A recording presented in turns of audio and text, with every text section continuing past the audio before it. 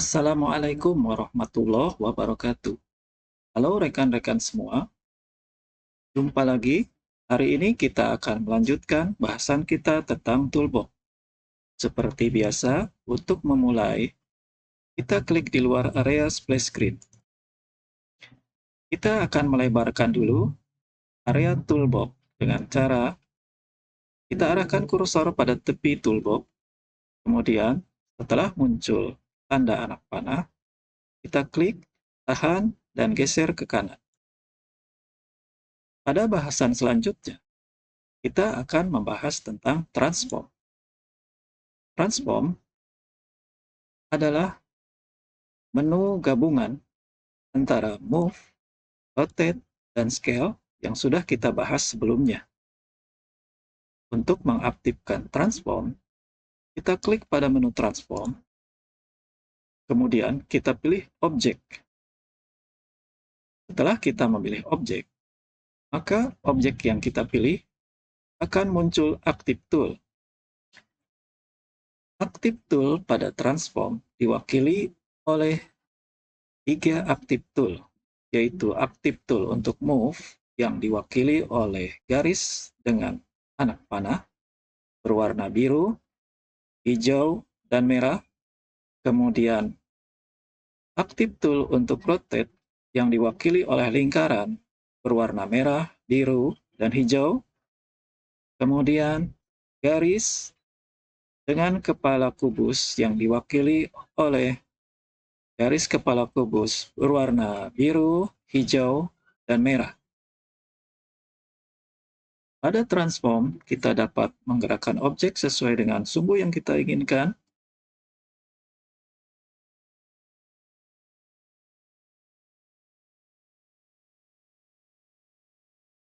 Kita dapat memutar objek.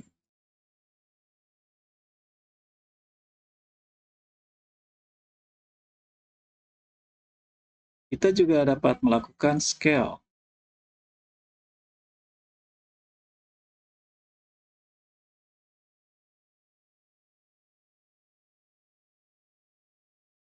Kita dapat pula menggunakan jendela properties untuk mengembalikan pada posisi semula. Kita ingat bahwa untuk mengembalikan ke posisi semula, kita dapat merubah nilai pada jendela properties.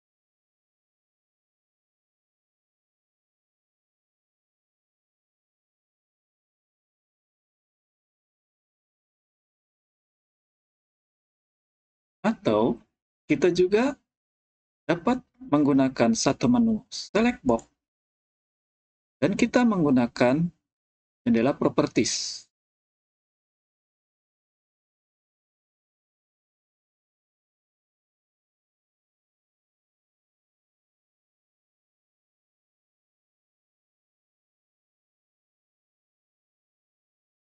Jadi, sebenarnya kita dimudahkan dengan adanya jendela properties.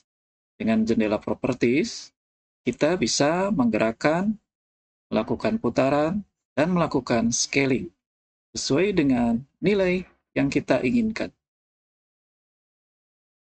Baiklah, kita kembalikan lagi ke posisi semula. Ada hotkey keyboard yang bisa kita gunakan.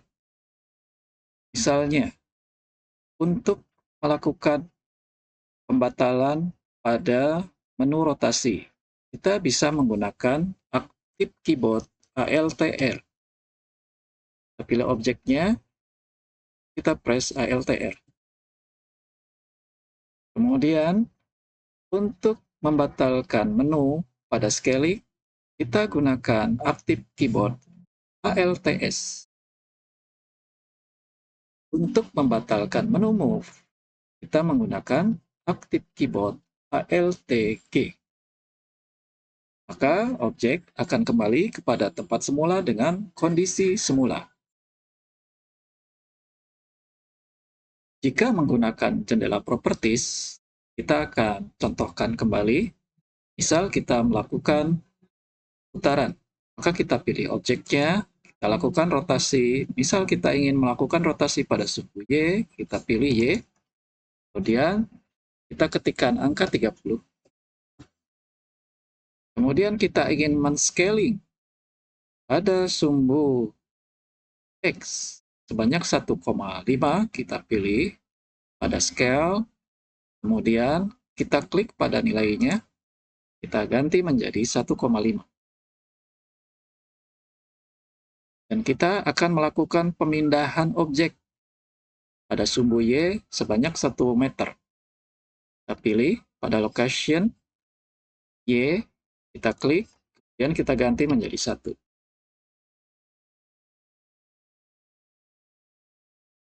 Untuk mengembalikan pada posisi semula, maka kita akan mengembalikan nilai-nilai di jendela properties kepada nilai semula. Kita pilih, kemudian kita kembalikan pada posisi 0. Scaling, kita kembalikan pada posisi 1. Jadi berapapun dan bagaimanapun putarannya, kita harus ingat bahwa posisi awal, location, adalah X0, Y0, dan Z0. Begitu pula rotation, X 0 derajat, Y0 derajat, dan Z0 derajat.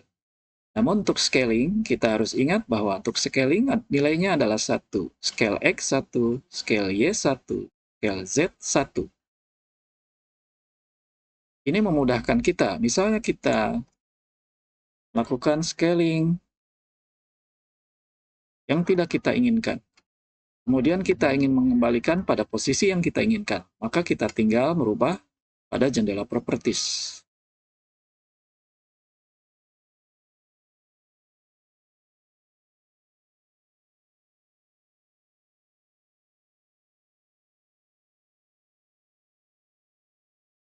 Atau kita melakukan putaran yang tidak kita inginkan.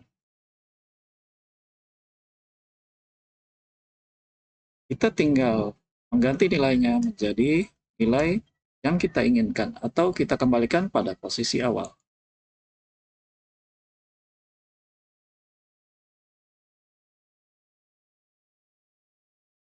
Selanjutnya kita akan membahas tentang annotate.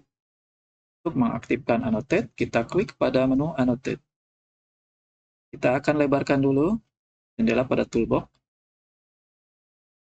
Pada annotate ada beberapa pilihan. Kita klik pada segitiga kecil yang berada di bawah menu annotate. Kita klik tahan. Maka kita dapat melihat ada beberapa pilihan pada annotate. Jadi ada annotate, annotate line, annotate polygon, dan annotate erasure. Kita akan coba dulu menggunakan annotate. Annotate ini untuk melakukan coretan bebas ya. Kemudian kita lihat di sini di atas menu toolbox ini ada placement. Di sini pilihannya 3D cursor. Di sini ada 3 pilihan, yaitu 3D cursor, view, dan surface. Kita akan gunakan dulu yang 3D cursor. Kita tulis 3D misalnya. Tulisan ini berwarna biru. Akan muncul anotasi, di sini tulisannya warnanya biru. Kemudian kita akan mengganti placement kita. Coba kita pilih ya, placement view. Kemudian kita akan membedakan warnanya agar kita mudah nanti membedakannya. Kita pilih pada node, kita klik. Kemudian kita klik plus, maka akan muncul node titik 001. Ini warnanya bisa kita ganti. Kita klik pada kotak berwarna ini, maka akan muncul pilihan warna. Coba kita pilih menjadi merah misalnya. Dan kita klik kembali. Kemudian kita melakukan anotasi misalnya view ya. View.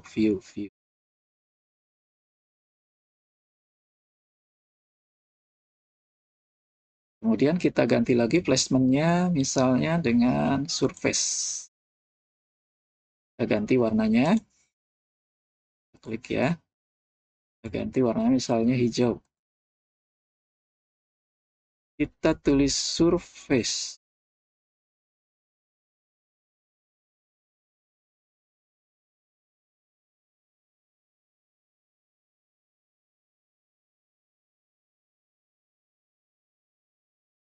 apa, kita tumpang tindih supaya kita bisa membedakan antara placement 3D, view, dan surface. Kita pilih select box, kita lakukan panning.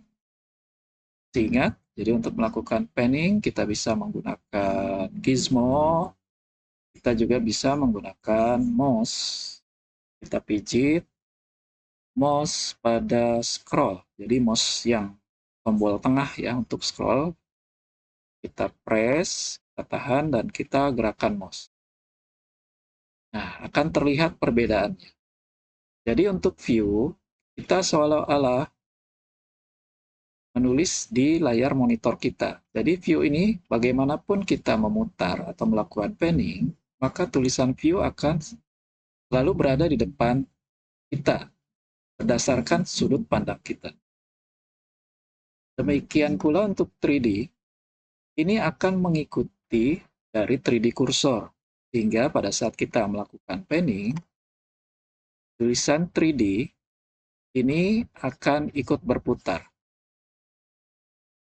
Lalu bedanya dengan surface adalah pada saat kita melakukan panning, maka tulisan itu akan tetap menempel pada surface objek yang kita lakukan coretan atau anotasi.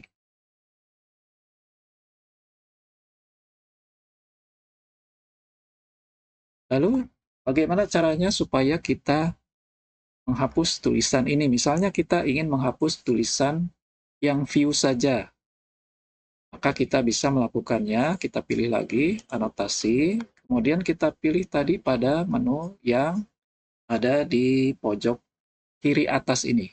Kita klik note-nya. Kita misalnya akan menghapus yang merah, kita pilih yang berwarna merah, kemudian kita pilih minus. Maka yang merah saja yang akan terhapus. Kita undo dulu. Demikian pula halnya kita misalnya ingin menghapus menggunakan eraser, anotasi eraser. Kita pilih eraser, maka karena tadi yang terpilih adalah yang warna merah, apabila kita melakukan penghapusan, ini yang terhapus hanya akan yang berwarna merah saja. Jadi yang warna lainnya tidak akan terhapus.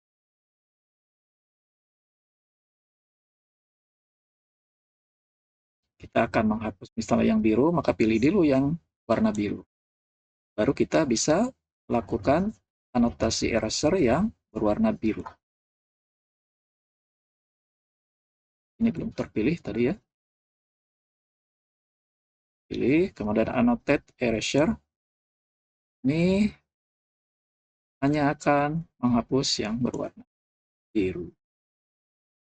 Kembali lagi ke anotasi, kita masih memilih surface. Jadi bisa, kalau kita ingin membuat catatan yang menempel pada surface, kita pilihnya placementnya surface. Misalnya kita ingin membuat catatan berwarna biru pada surface.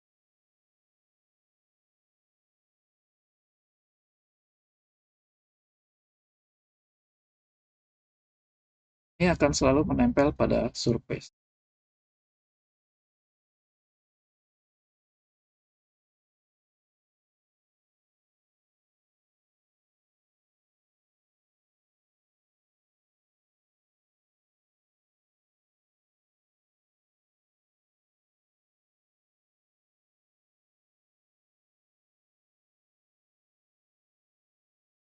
Apabila kita ingin menghapusnya, misal kita ingin menghapus yang hijau, seperti tadi ya, kita pilih dulu warnanya pada note.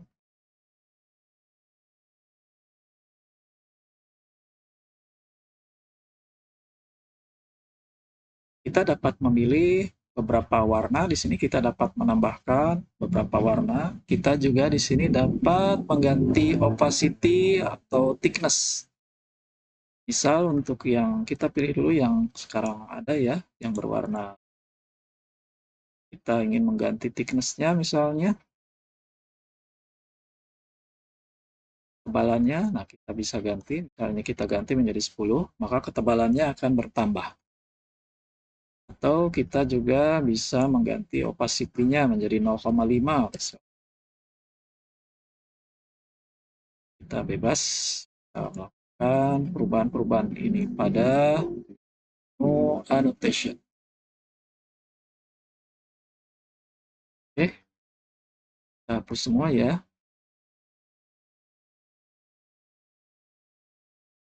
Selanjutnya, kita akan membahas anotasi line. Kita pilih dulu annotate line. Ini caranya kita klik, dan kita tahan, lalu baru kita lepaskan. Maka akan terbentuk line. Kita juga dapat mengganti awalan dan akhiran pada garis. Misal pada awalan garis kita akan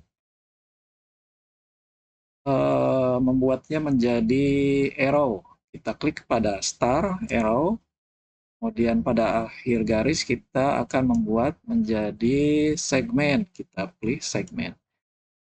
Sehingga garis yang kita buat nanti akan dilengkapi dengan arrow dan segmen. Kita dapat bebas melakukan pilihan, misal square, arrow, ya. Kemudian selanjutnya kita akan membahas tentang poligon. Poligon ini untuk membuat dalam bentuk poligon. Kita klik pertama, kemudian kita klik berikutnya, nah ini akan terbentuk poligon.